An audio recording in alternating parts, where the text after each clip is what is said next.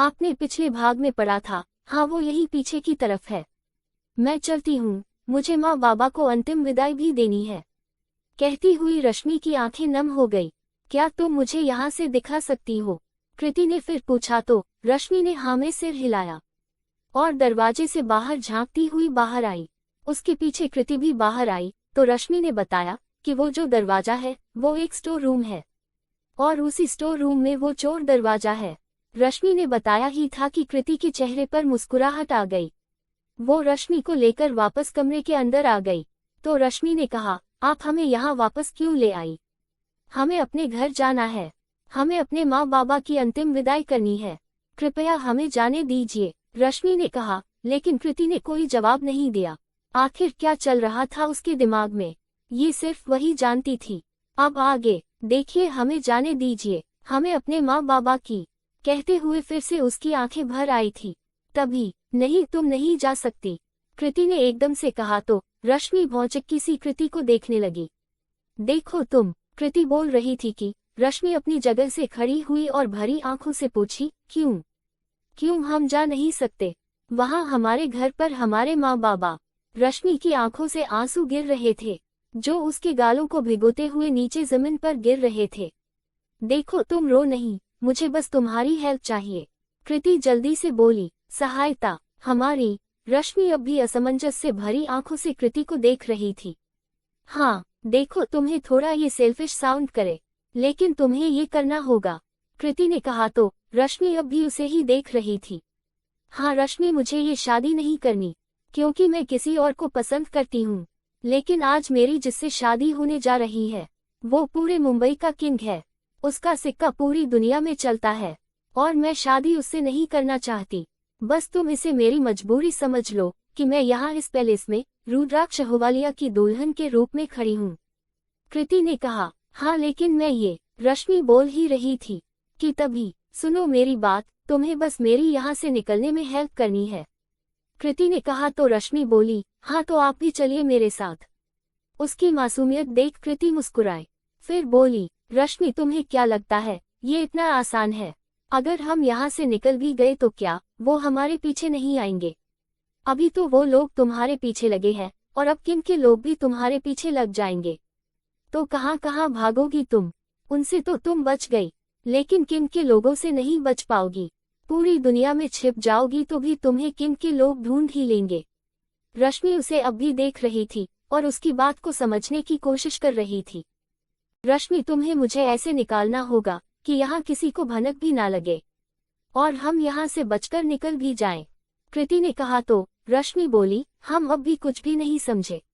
आप क्या कहने की कोशिश कर रही है रश्मि? बस तुम्हें मेरी जगह रुद्राक्ष की दुल्हन बनना होगा ताकि मैं यहाँ से निकल सकूं और तुम उनसे बच सको। और यकीन मानो कि अगर तुम रुद्राक्ष की दुल्हन बन जाती हो तो वो विक्रम मित्तल तो क्या, खुद वो गजराज मित्तल भी तुम्हें हाथ नहीं लगा सकता। देखो प्लीज रश्मि, मेरी हेल्प कर दो, रश्मि प्लीज।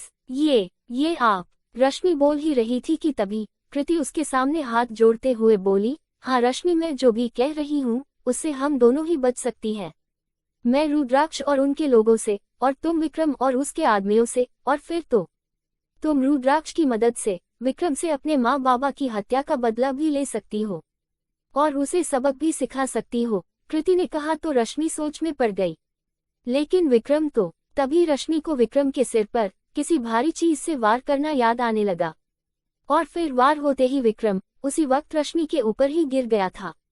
रश्मि सोच ही रही थी कि कृति को भी रश्मि की वो बात याद आई कि उसने विक्रम पर किसी भारी चीज से वार किया था, लेकिन कृति उसे अपने भरोसे में लेना चाहती थी, इसलिए वो बोली, हो सकता हो विक्रम तुम्हारे उस वार से ना मरा हो तो फिर तो वो वापस आएगा ना, तो तुम क्या उसे ऐसे छोड़ दोगी? अपने माँ बाबा को फिर क्या जवाब दोगी? अपने माँ बाबा और अपने दोषियों को सजा नहीं दोगी तुम? सोचो रश्मि, सोचो, कृति बोली और रश्मि को देखते हुए मुस्कुरा दी। लेकिन रश्मि अब भी सोच में थी। उसे सोचता हुआ देखकर कृति ने आगे कहा, ठीक है रश्मि, अगर तुम मेरी मदद नहीं करना चाहती और अपने माँ बाबा के दोषी को सजा नहीं देना चाहती तो ठीक है, तुम जा सकती हो। कहते हुए कृति दरवाजे की ओर बढ़ गई थी। तभी, हम करेंगे ये विवाह, हम बनेंगे रुद्राक्ष जी की दुल्हन, रश्मि बोली तो कृति के चेहरे पर मुस्कुराहट बढ़ गई। तो ठीक है, तुम जल्दी से तैयार हो, क्योंकि वो लोग किसी भी वक्त तुम्हें बुलाने आ जाएंगे। कृति बोली तो रश्मि कृति की ओर देखने लगी। लेकिन हमारे माँ बाबा? रश्मि ने पूछा। तो कृति उसकी तरफ बढ़ते हुए बोली, उनकी चिंता तुम मत करो, उन्हें अंतिम विदाई मैं दे दूंगी, तुम बस जल्दी से रेडी हो जाओ, कृति ने कहा और रश्मि को जल्दी से अंदर भेज दी। कुछ देर में रश्मि दुल्हन के रूप में पूरी तरह से तैयार थी। रश्मि का घूंघट ढकते हुए कृति मन ही मन खुश हो रही थी कि तभी फिर से दरवाजे पर दस्तक होने लगी। कृति ने रश्मि को दरवाजा खोलने के लिए आगे भेजा और खुद वॉशरूम में छिप गई। रश्मि ने कांपते हाथों से दरवाजा खोला तो देखा एक बॉडीगार्ड खड़ा था। क्वीन चलिए, आपको मंडप पर बुलाया जा रहा है, बॉडीगार्ड ने कहा और दरवाजे से हट गया। रश्मि कांपते पैरों से आगे बढ़ गई। वहीं कृति उनके जाने के बाद वॉशरूम से बाहर आई और एक गहरी सांस लेकर अपना सामान एक बैग में भरी और चुपके से बाहर स्टोर रूम की तरफ बढ़ गई। उधर मंडप में रश्मि रुद्राक्ष के बगल में बैठी हुई थी। उसका पूरा शरीर डर से अभी भी कांप रहा था। रुद्राक्ष अपने बगल में बैठी रश्मि में ये सब नोटिस कर रहा था, मगर कुछ रिएक्ट नहीं कर रहा था। पंडित जी मंत्र पढ़ रहे थे। कुछ ही वक्त में दोनों की शादी पूरी हो गई तो पंडित जी वहां से चले गए। पंडित जी के जाते ही रुद्राक्ष ने अपने असिस्टेंट की ओर देखा और कहा, अंकित हमारा जैक तैयार करो, अभी इसी वक्त, हम अभी कुछ ही देर में मुंबई के लिए निकलेंगे, रुद्राक्ष ने कहा और एक नज़र रश्मि की ओर देखकर वहां से चला गया। जारी है लेखिका प्रियंका गुप्ता। आज का भाग आपको कैसा लगा कमेंट करके जरूर बताइएगा। तो मिलते हैं अगले भाग में।